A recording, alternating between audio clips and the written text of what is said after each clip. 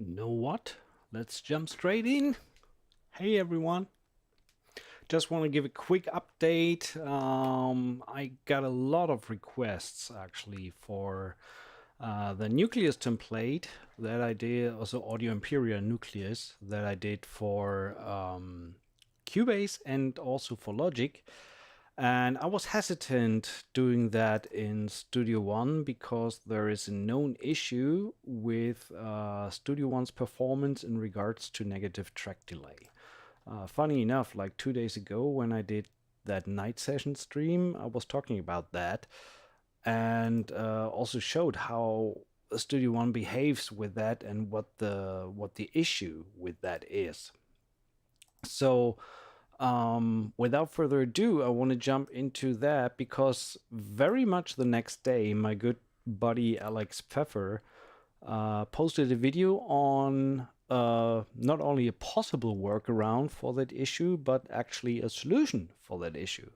So just as a quick heads up, what the problem is, let me quickly create a new instance of contact here.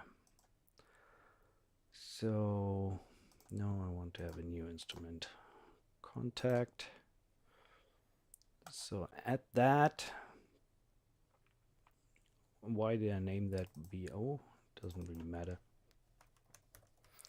So, and the problem with Studio One so far was, just to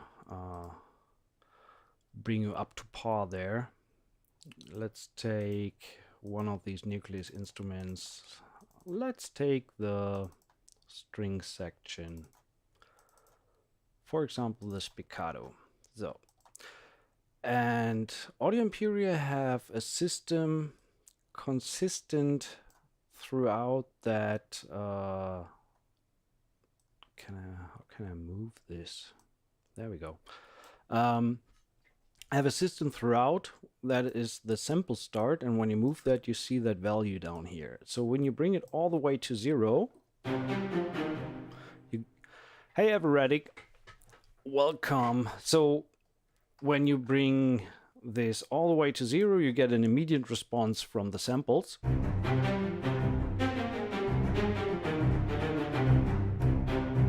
So that's the way usually samples work, but especially with orchestral samples, there is this little thing that happens before you hear the transient of the note, which is the so-called pre-delay. So what happens before the actual attack?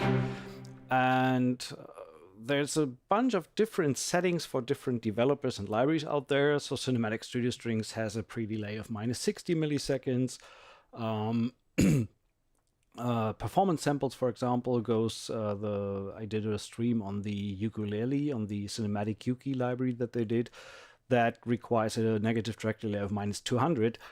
And Audio Imperia on their end improved it in a way that they have a consistent track delay throughout for all of their instruments. And that is when you bring that slider all the way to the other end is -250.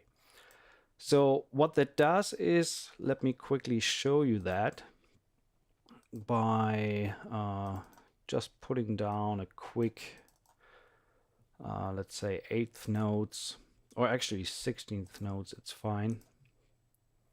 So let's...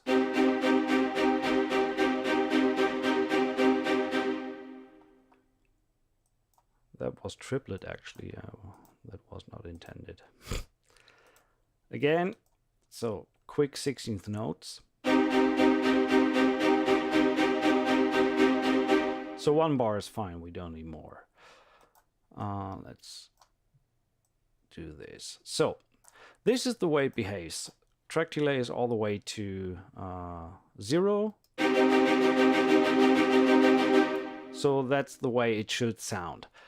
But again, it's cut off right at the attack, so you're missing out on this beginning sound of the sample. So when you bring that down to -250, you get this intro part from the sample, and it sounds way better than all the way to 0.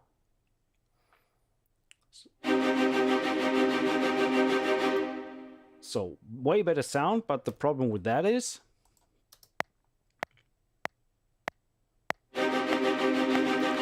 that it's not in time. Obviously, you have that minus that 250 milliseconds problem. So every other DAW on the planet that supports this feature allows you to adjust for that track delay by putting this, let me check where that is, in the delay section. So what you would do is, okay, I have that shifted minus 250, so I adjust the track here for minus 250 milliseconds. But the problem is Studio One messes that up because suddenly the 16s sound like that.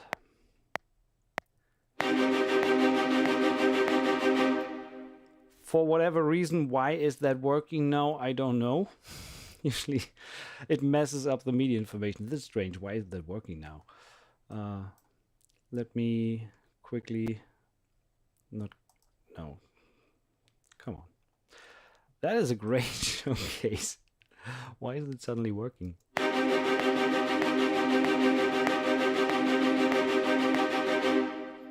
I have no idea why that is working now, but usually it messes up the MIDI. But anyway, just watch the stream from 2 days ago and you see that behavior, how it messes up the MIDI. Long story short, this is in the end what held me back from doing this template or bringing in orchestral libraries into Studio One for that very reason. But now, as I've mentioned, my good buddy Alex Pfeffer posted a video with a plugin from a company called, I cannot really pronounce that, Bagouage. I think they're a Chinese company, and they have a free plugin that is called minus delay. And I played around with it the other day. Hey Scambird, nice to see you. And this thing is right now the solution for Studio One. So with this plugin, it works as it should. Meaning this can go back to 0. And I deleted the MIDI here, sorry for that. Let's quickly jump back in. So.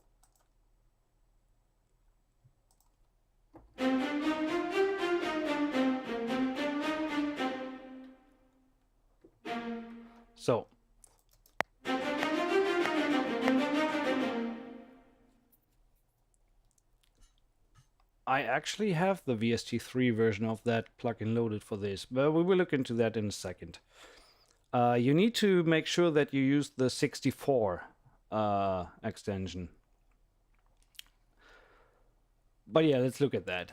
So right now we have the same problem. We have the track delay all the way to 250 milliseconds on the GUI from the instrument. So here, minus 250. And now what we're going to do is load minus delay 64 on this channel. The only downside is that this has no graphic feedback, so you don't see the number right now, but it shows the number top left here. And another downside is when you double click and put it to minus 250, it sets it to minus 400. So not everything is as easy as it should be. If you want to manually set it, then you can either write the automation onto that. And once that is done, you can then manually change the value here. And it still doesn't take it. That's crazy. Anyway, when you get the it doesn't work as it should, but when you get the template, I already set this up. So pop, there you are, minus 250. So when you get the Nucleus template, this is already pre-set up for you. And now, so now working as it should. with a minus 250. And so I prepped that template already before, but it wasn't working as it should, obviously due to this track delay thing. But let me remove this. It now works fully. So when you get the Nucleus template, you get two versions with the modern and classic mix and that trailer track, and I remixed it for Studio One. I sticked for the most part to stock plugins on this one. The only thing additionally is obviously the minus delay plugin, which I included in the download. No, I actually plan on updating the minus delay with a bunch of presets for various sample developers. Especially, I will update the quick load template for Studio One with that soon, so that you then will be able to use different sample libraries in your quick load template that need track delay settings. Hey, Leveler Beats. So yeah, that will be another update for the Studio One quick load template. I will include a version with a minus delay included, and I will try to provide some presets for most of the sample libraries that I work with and that I know the track delay settings for. Anyway, so let's take a quick listen to the track. It's the same trailer track that we have in the Cubase and Logic template, but now in Studio One. The only external VSTI that I used is Valhalla Vintage Verb. If you don't have that, there's nothing to worry about. You can always, when you load the project, you will get a error message about a missing plugin, and then you head to the Send Effect section here, and wherever you have the Valhalla Vintage Verb, you can change that to your preferred reverb of choice, of course. The delay is the stock delay, and all the insert plugins in the individual channels are also the stock plugins, be it compressor or EQ. Everything is set up with stock plugins and stock settings. Also, one thing to note,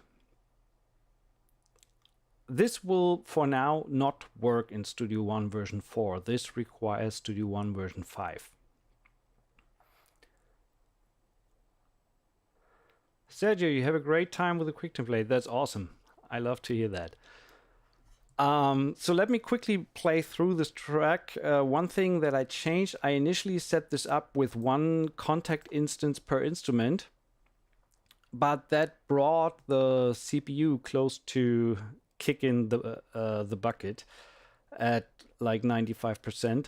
So I needed to tone it down a little bit, and I kind of, for example, when we have the violins one long and violins one short, I included these in the same instrument. So we have one instrument for the violins one long, one for the violins one short. So that means now less contact instances and less processing needed. So let's have a quick listen to the track.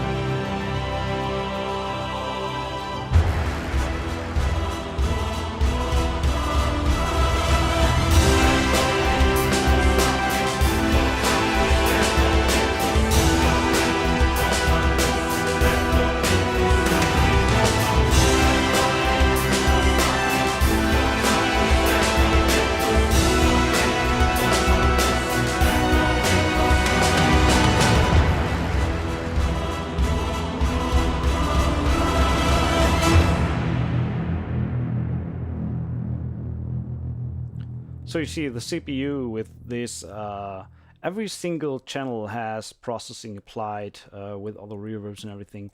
It's sitting at about 50%, so that's totally workable. As I said before, when I had really one single contact instance per instrument, we were nearing the 100% range. I had some pops and noises, so I decided to tone it down a little bit on the instrument side. It's still pretty easy to add on stuff or duplicate instruments if you need more than one violin, legato, etc. So you can easily add to that. So then one important thing that I want to mention is actual workability when you work with a template. So let's say the empty template that you can start working with actually is this. So this is the empty template that you can load. It's the same setting as in the mix. It's just no MIDI information in there. The only thing that I would ask you to do is to always keep this little MIDI bit in the beginning here, because that is kind of the initialization to make sure that the instruments are set up correctly. For example, all these MIDI bits contain CC18, and CC18 is the sample start saving. So here's CC18, and this is set to 0 in this little MIDI bit in the beginning. That means whatever you, whenever you play it back from the beginning, it will set the sample start to -250, so that it then works together with the minus delay and the -250 setting that is on every channel.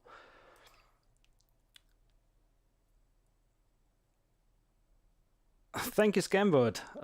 That was indeed tried. I tried to have it good sounding. I mean, it's very similar to the Cubase and the Logic version, but since obviously I did a new mix today with that, with the Studio One plugins and with the internal stock plugins, so it's not 100% the same as the other two, but it's still very close enough for my liking. So, and the most important thing is, for me at least, when I work with that, is playability. And right now with the initial settings, so when you start the project from the beginning and initialize all the MIDI, which happens when you just press play for a quick moment, you will run into the issue that the strings, for example, so between playing the note and hearing the sound, you can actually grab a coffee. So that is the 250 millisecond delay. So what I would always suggest to do is, when you want to work and record, I have a shortcut on my Complete control, but whatever MIDI controller you have available, try to have something where you have CC18 on the controller, be it with Touch OSC or with an actual knob or a fader. If you have a fader bank, try to have one fader for CC118. And before I actually play something or record, I move that just all the way up to 127. And then I get the immediate response.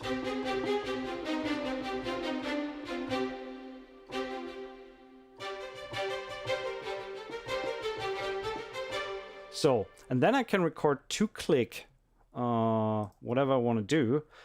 The only thing that I always want to paint, that I want to point out, damn, what's up with me today? The thing that I want to point out is try to not record the CC18 data. So actually move that CC18 to 127 before you record, so you have the sound the way you want to have it, and record.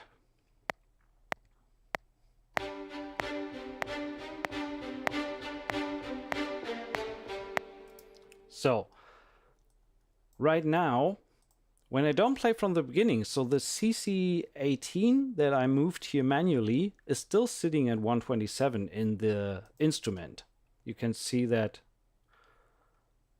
here. It's still sitting at 0 because I moved it all the way up. And when I now play it back, there will obviously be an issue it will be out of time. But when I play the whole thing from the beginning, then 3, 4,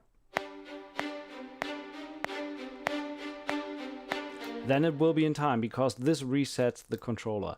If you happen to accidentally record the CC18,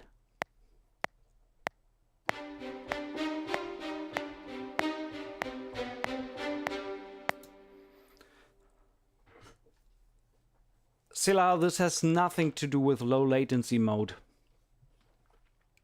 Not at all, because this is something with the instrument setting, and there is a need to have it at -250.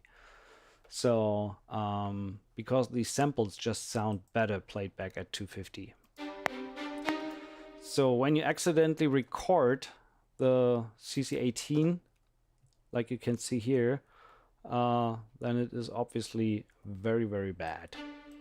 So what we're going to do is just manually move that down. If your performance sounds out of time, always make sure that in your events CC18 is at 0. This is the most important thing to keep in mind. For playback, CC18 has to be at 0. So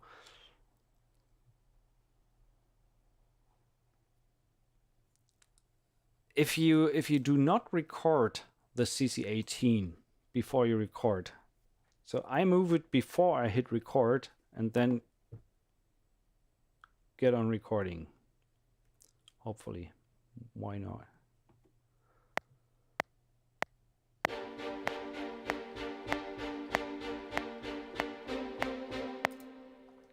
So that way, if I could actually properly play, it will be easier. Exactly, CC18 at 0 means 250 milliseconds delay, CC18 at 127 means 0. And I didn't go for anything in between. 0 for playing in, 250 for playing back. And again, when I then initialize in the beginning,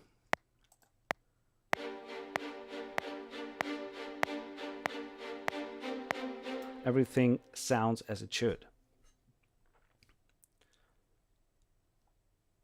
You can always bring, you could also, if you're tired of getting back to the beginning all the way, you can extend that MIDI initialize very much shortly before, until shortly before your track starts. So I always begin my tracks at 3, for example.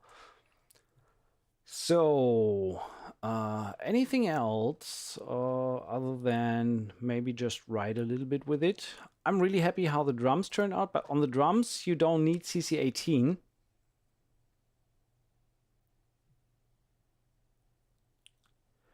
The only thing I can think of for using anything else is if you want to shorten the legato transitions on faster passages. Well, the funny thing is that they still sound very great even when you do fast stuff. Let's actually give that a quick spin. So when we move CC up,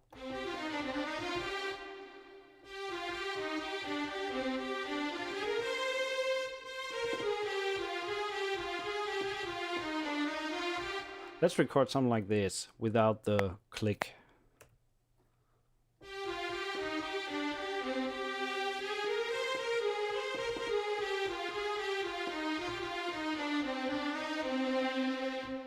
So that was really freely played. Now go back to the beginning and have the track delay, some negative track delay.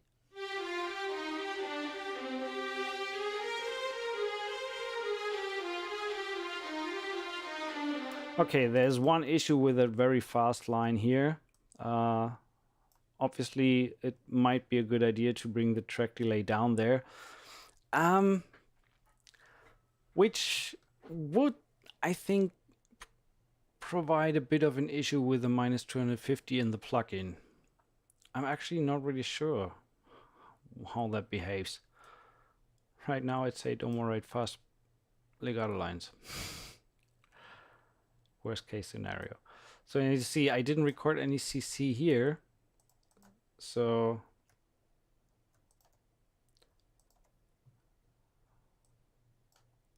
at 0.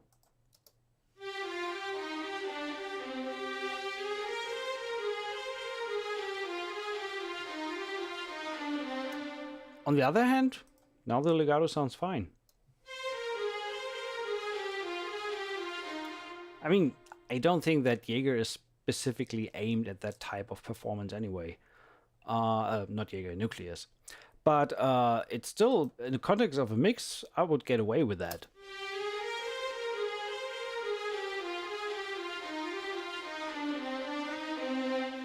So that's totally fine with me. So yeah, because Audio Imperia did something differently, I don't think that you need to tweak the length of the legato performance, of the legato time, because it's consistent throughout. It's different with CSS, for example, where you have a 300 millisecond legato and a 250 millisecond legato and a 100 millisecond legato. There you need to tweak, but with Audio Imperia, it's always the same value, so it doesn't really matter.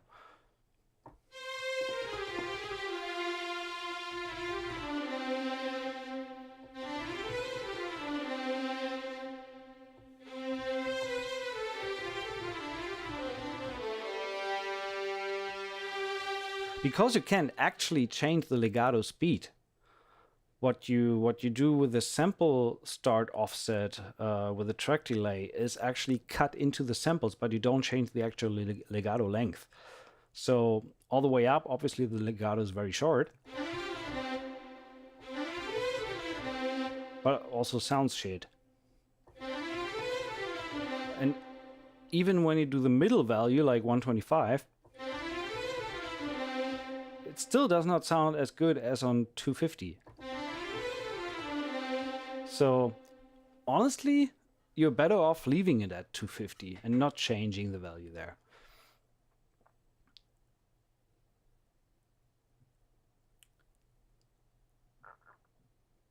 It will make the first, no, it will not make the first note early. It will make the sound before the actual transient early, which is what happens in real life. I am not likely going to do a template for East-West Composer Cloud because I don't use Play. But I can tell you that there is a guy who did a template for Composer Cloud. So there is a template available for that. With a full production, full walkthrough, I think you need Orchestra Gold or Orchestra Platinum. I think he has 2 versions. So I don't have the link right now, but if you check it out on VI Control, there is a guy who posted about it. So that's definitely something you can look into. So this exists already. Yeah, but again, from a workflow perspective, always move CC18 before you record, and then you're good.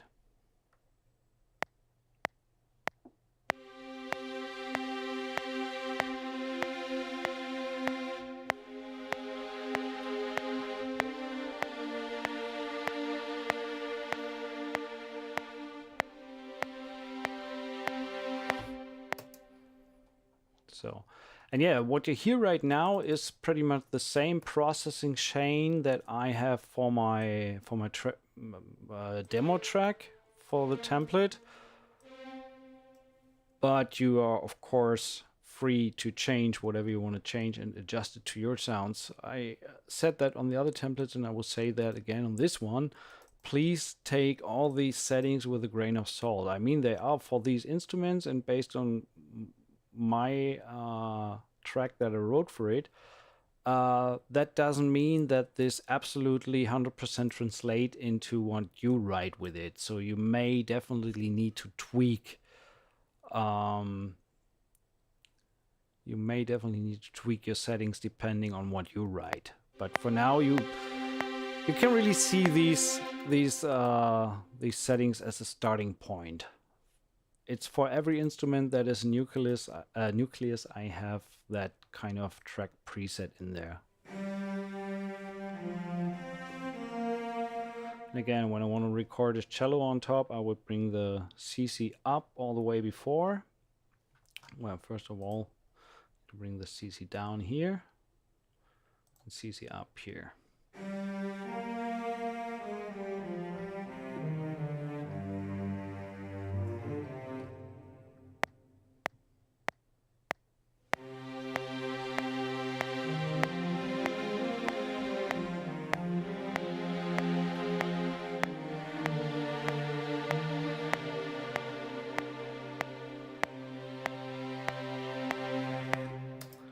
What a bad performance, but that happens when you start a stream late at 1 a.m. in the night.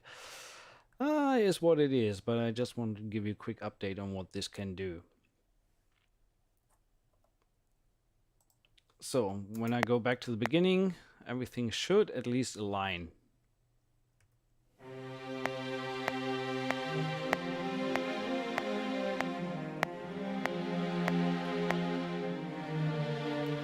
It does not affect step recording. You can easily go into your Spiccato 8VA.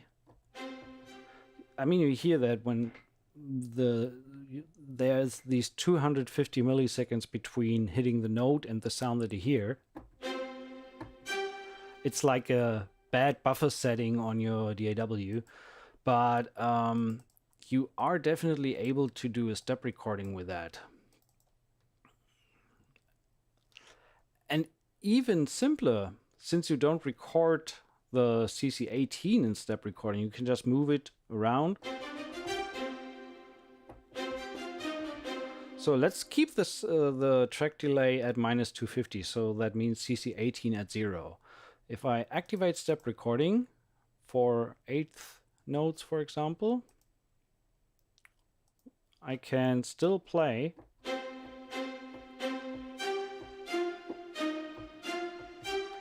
It just plays a little strange with these 250 milliseconds. So if that doesn't work for you, you can move CC18. Oh, it does record that on step recording. I didn't know that. So it does record the change there. So if that happens, what you definitely need to do is to move that back to 0, to have that in time.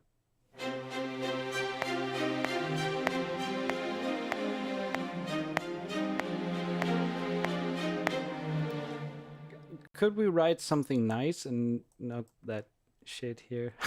Sorry. Middle of the night, there we go. Okay, let's quickly do something nicer. What? Do I have step recording still active? Is step recording active when I'm not in a MIDI track? It is. Okay, that's funny. Didn't know that. So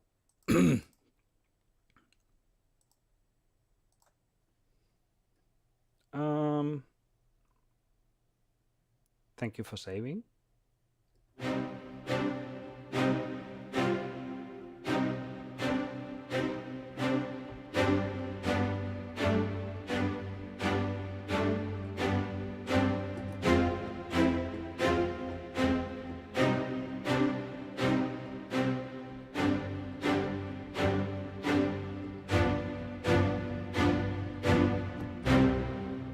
So again, it plays really strange with these 250 milliseconds, so would be better to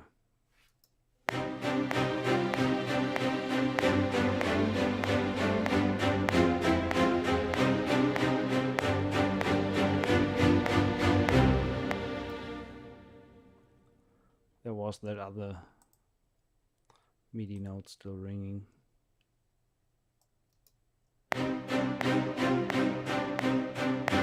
And it doesn't matter what tempo you do that at, so the 250 is always the same and it will always be in time.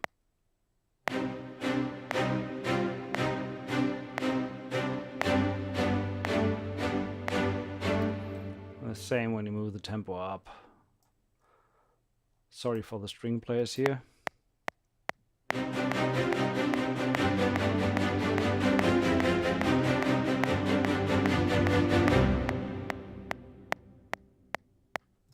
So, but you get the idea. Click, click. So, I forgot to mention there's another third-party plugin that you utilize for I utilize for this, but it's free. It's OTT from Xfer. So I highly recommend to get that anyway. But if you don't have it yet for this template and for the full track, you need it as well. So. And here you hear like how the player is kind of taking a breath before hitting the note.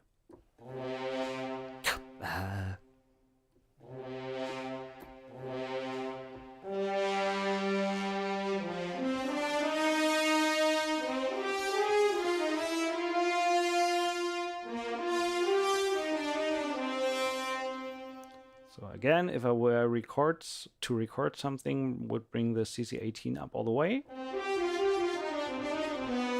to get the immediate response. I don't record at that tempo. You're fucking kidding me?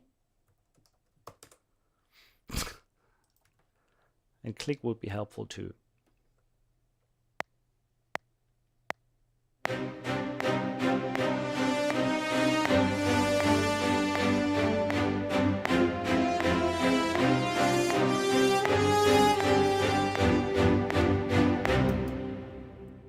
So again, I moved the CC18 while playing back, but that little MIDI bit in the beginning initializes that back to CC0, initializes the CC18 back to 0, so it sets the instrument back to minus 250.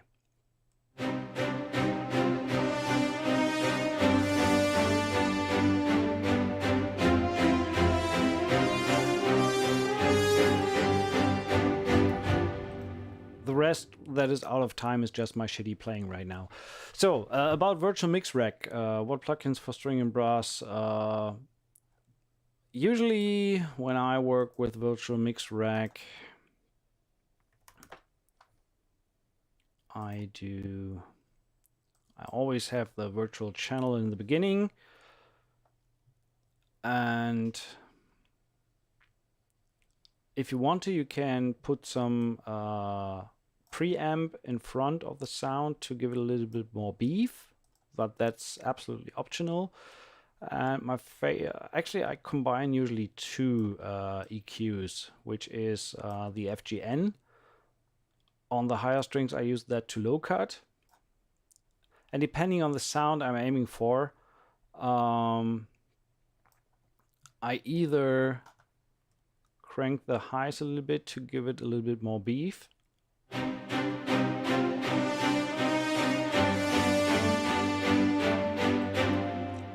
if I were to put I mean, this is the string ensemble spiccato patch, so that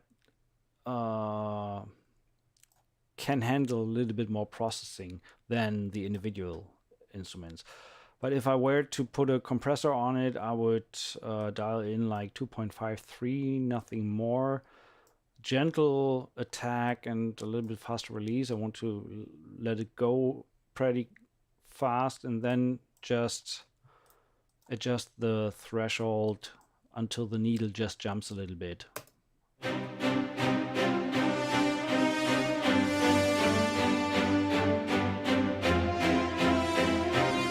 So it just catches the high peaks, so to say.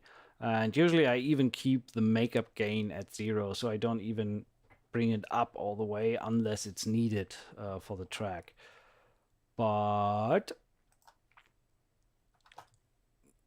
these are my go-tos for the Virtual Mix Rack. So the FGN, I use the FG401 quite a lot, and the CS EQ is great for overall shaping, depending on what kind of sound you're looking for. So when we say, let's quickly cut that up.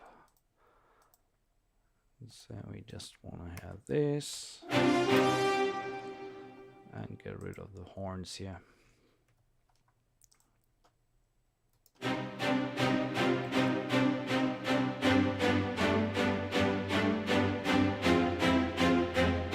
So So let's bring that back to 0. That's the initial sound. I mean, it's not really a true representation right now because I do have the OTT on the string bus as well. I would need to turn that off to make that a fair look at the mixing choices. So turn that off. No OTT on the string bus. There we go. So now we can look at that again.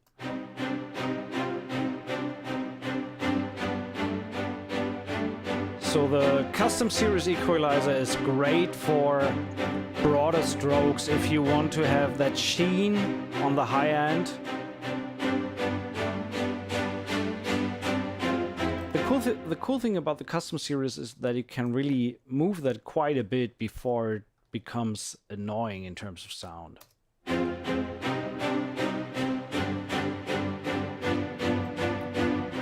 You can give it a little bit more belly.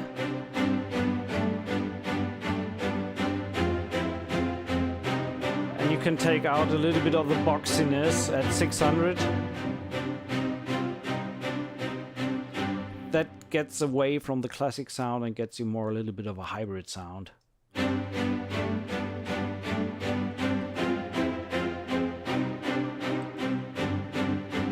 So there's a clear distinction between before and after.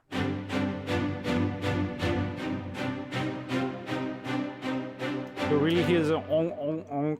That frequency, that is the 600 range that we took out a little bit with this one, and you really hear it more when you bring it back in.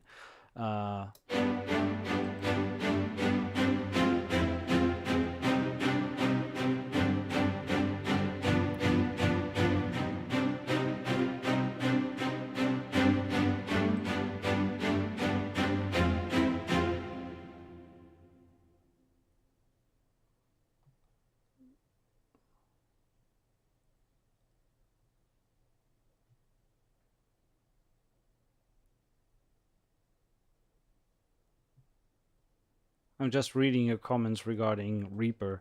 Yeah, honestly, Reaper is one of the DAWs. I have absolutely no friggin' clue of how that works, so don't expect templates for that anytime soon, unfortunately. But yeah, in regards to EQ and mix rack, I really love the custom series is my favorite, absolutely. And also for final tweaking on the buses, I love the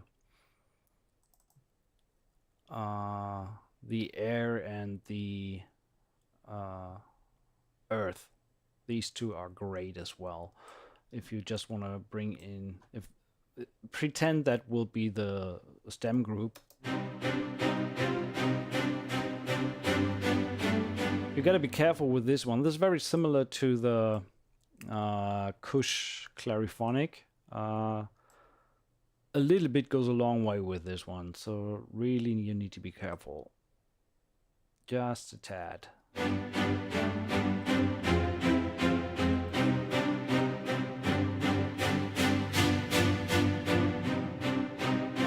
And the problem is once you dialed it in one time all the way up, it suddenly sounds totally dull when you go back a little bit. So you need a little bit of a break to really not make it too brittle or too bright. And just these few settings when I turn the mix rack off.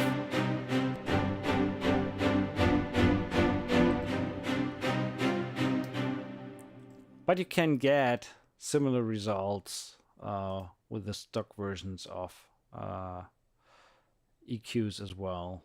So I tweaked, for example, the string ensemble with the stock EQ from PreSonus.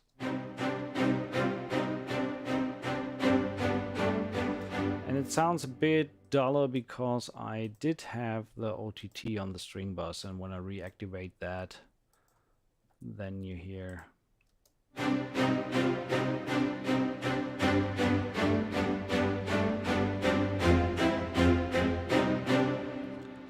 Thank you, Remco. Appreciate the sentiment there. And yeah, go ahead, head over to the shop. The link is directly below the video, store.composingtutorials.com. The track I want to try something. As you guys know, Studio One is not my main DAW. How do I save a track preset? Because I want to save my voiceover preset.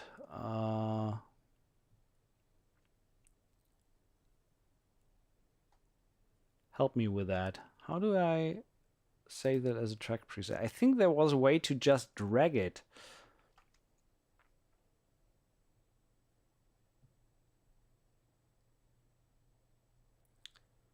You know that EQ you used to put some shine on the string, the $200 one? Are you talking about the Clariphonic, the Cush? Cheaper option to get something similar? Well, the cheapest option I just showed you. The cheapest option is the $14 Slate subscription. That gets you very, very far. I mean, other than that, Studio One has a Pultec emulation. So you could add the fat channel. And on the fat channel, it's not the same as the Clariphonic is some unique kind of its own. But you could take that Pultec emulation that Studio One has in the equalizer section here, in the fat channel, and boost the 10 or 12K range. And if that's too much, you can also...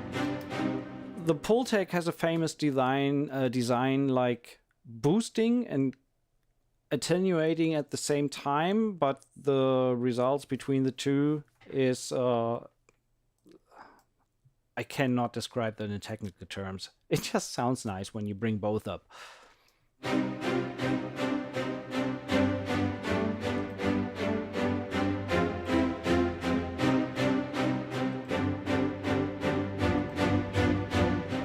So that would be one way, but it doesn't do the same as the Clariphonic. I have to be honest with that.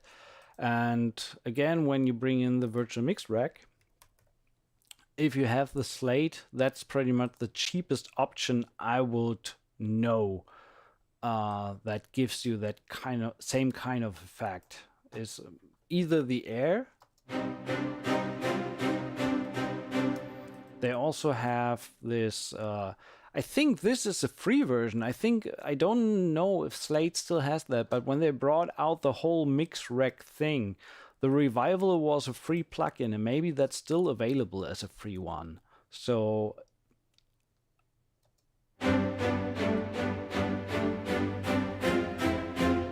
that's actually pretty cool as well. It's not really clear what it's doing. It's a mixture of thickening up and EQing, but the shimmer definitely sounds nice as well. So I think you can get this thing alone as a free plugin.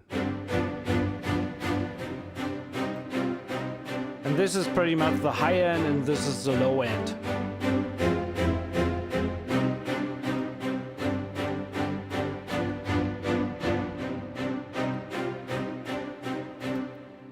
Pretty much does something to the sound. So this is definitely one of the best alternatives, I would say, that are around there. But yeah, when I turn that off and finally check it out with the Clariphonic, this thing is just a different beast. And it just needs to reactivate or read the iLog. Sorry. Time for a drink.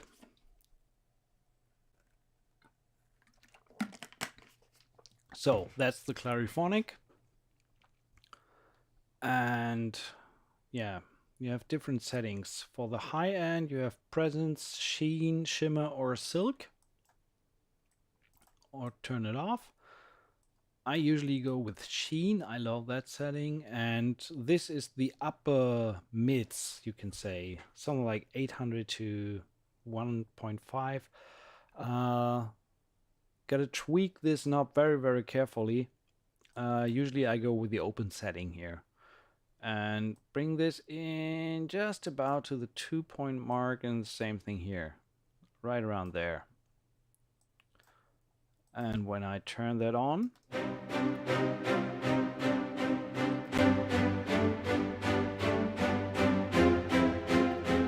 I will intentionally bring that over the top, so you really need to be very careful with this guy.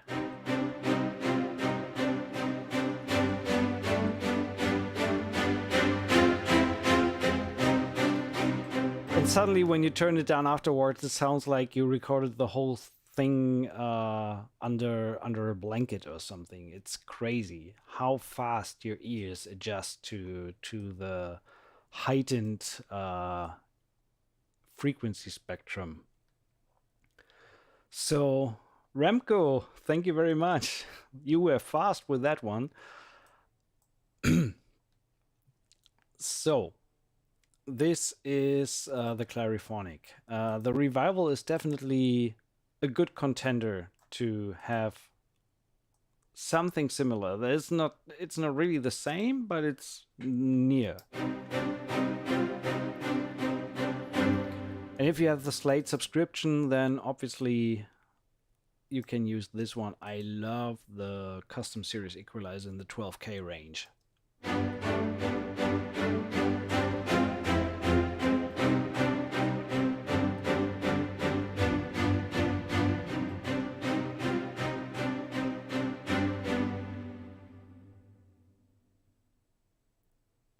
Ava Instinct pregain. I don't know. That's not possible to answer. If you mean the hits, and I think that is very different from sound to sound. If I look at my files, where is Ava on drive G?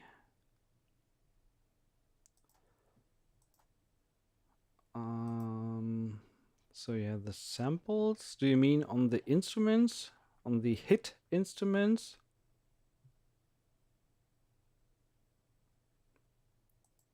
So when I load the hit instrument, oh,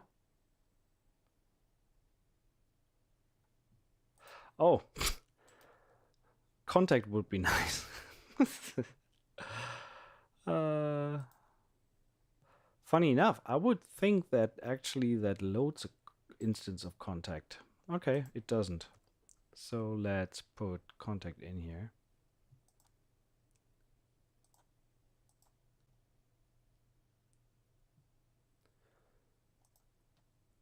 So, well, with these kind of stuff, with this kind of stuff, what I definitely would do is to bring the pre-gain down to -10 right away from the get-go.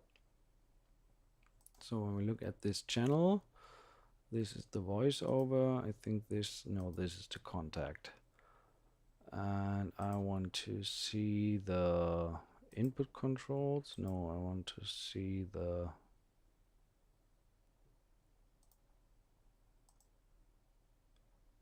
where is the pre-gain?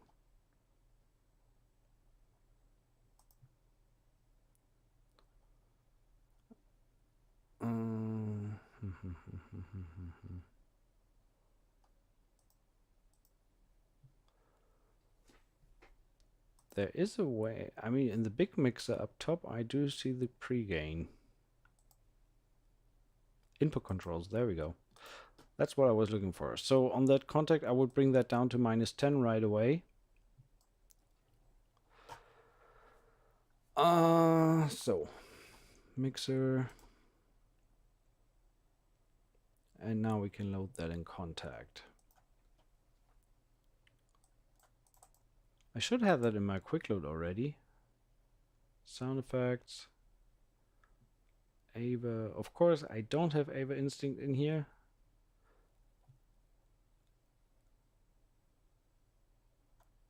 I'm so bad at that.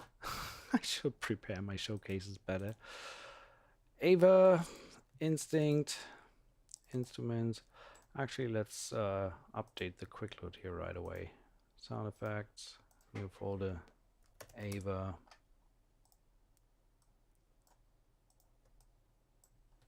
Bam. Done. So that's the cool thing about the quick load. Even if you have some stuff that is not working, you can immediately jump onto it. So, hits. Watch your ears.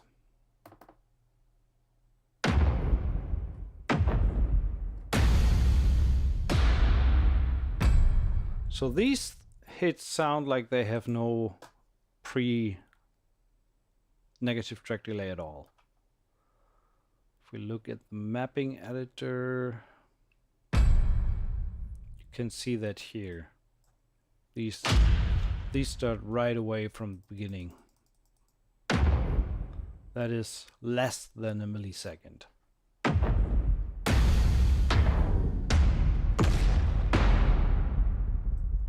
So not really a need there to set any negative track delay for that type of instrument. But yeah, again, for the quick load template, there will be an update with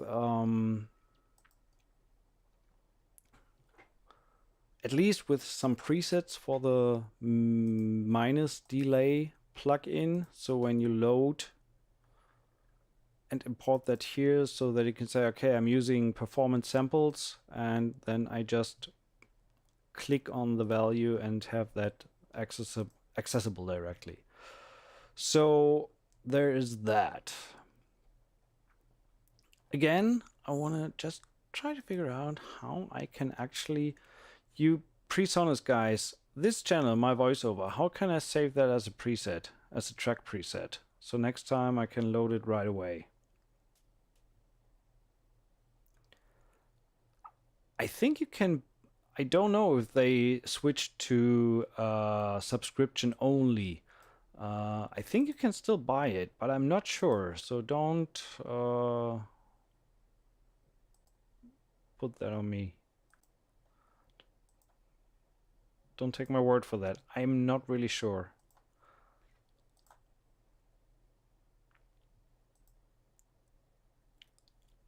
I mean, I think I could save that as an effects chain.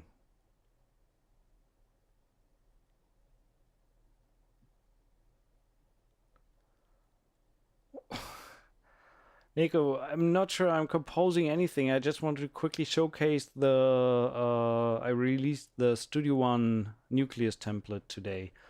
And since that's working now,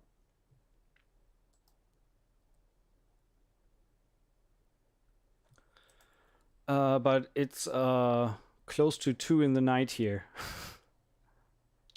So I don't think that I'm going to write much more. There will be another stream. There will be a bunch of streams next week, I guess. But I'm a little bit tired, but I wanted to get this out of the way today, and it has just been released. 5 a.m. for you. Where are you? East Coast? Yeah, 5 a.m. is East Coast.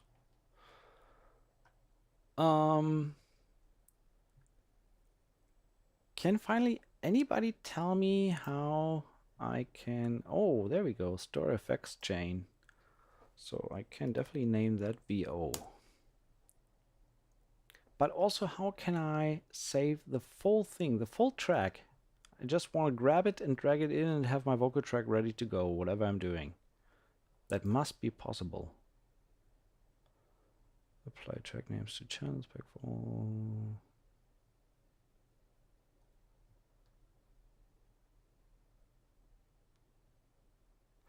I think you need an event on the track, huh? Like this, and then you can drag that into the loops section, I guess. No, you can't.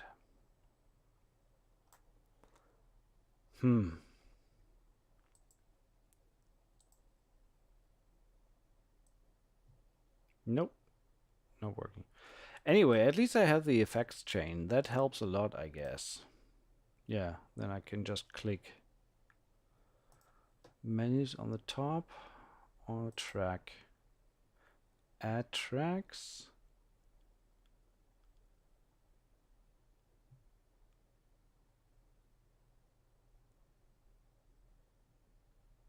Added track. No.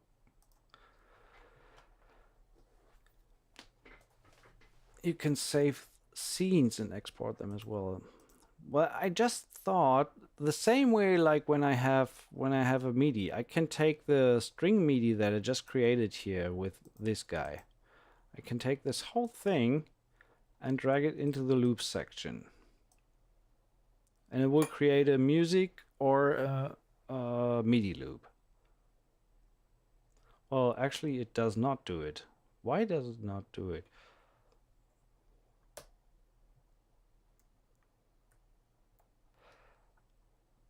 Because I need to go to files.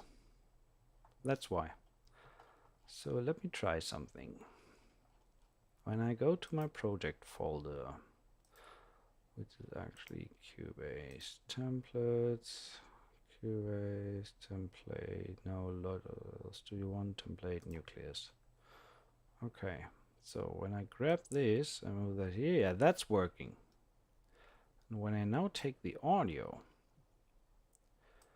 and go to the root, I'm sorry this is taking so long today, guys. It's just been a long day. Okay. I can't. So this has exported the audio loop. But the question is, does it also create the track when I move it back in? 1, 2, 1, 2. No, it's just the audio, not the track. Okay. But at least I can load the channel now. So I will actually reload the trailer track as a final look into it. So I will be back in a second with the same project.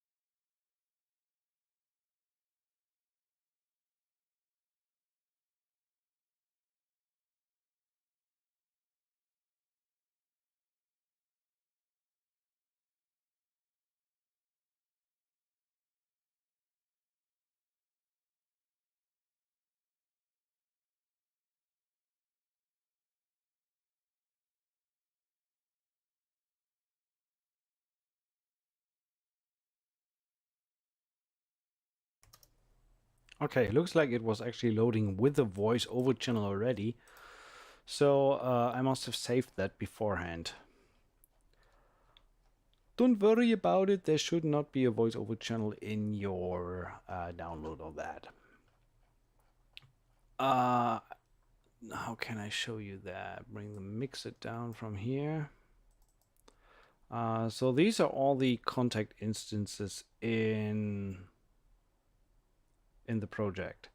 So some of these that I named here are multiple instances, but always with just one output. So violins one long, for example, is legato, sustain, and tremolo.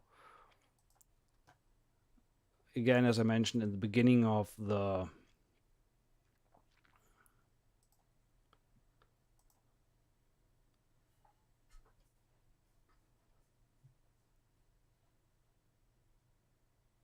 thing, just trying to read what you guys are writing. Time to pick a coffee. Yeah. No, actually, time to go to sleep. So I just want to give you one quick update. The only multi-timbral instrument is the drums. I tweaked them quite a bit on the mixer. So when I bring that back in. And these are also the only ones that don't have the negative track delay applied, because I moved this one all the way to 0. I wanted to have that instant accessibility.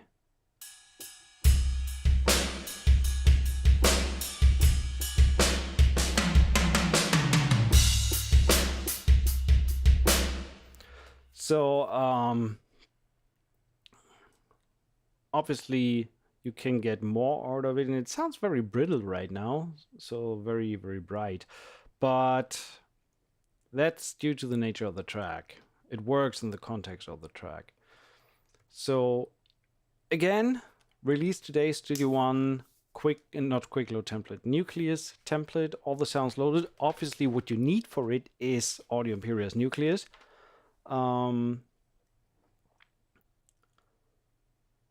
Pre-mixed, you get the template for the modern and for the classic mix, and this demo project where you can analyze routings, effect settings, insert settings for plugins, EQs.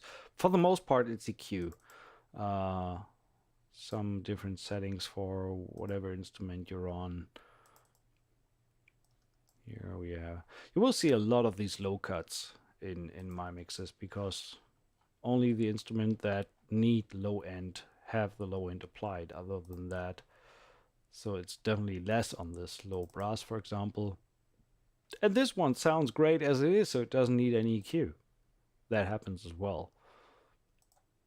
I think on the low brass I just gave a little bit of bump in the low end here. So all these settings are in. I don't think that I exported the bank. Maybe I include that in an update. I can give you the presets so you can load them later down the line, but you can also save that for yourself. If you open the project, you have these presets and can save them on your own in a bank, or I can just include the bank in a future update. I can definitely do that. Long story short, that's template. This is what it sounds like. Thanks so much for tuning in. I am going to sleep now. Cheers, and we talk soon.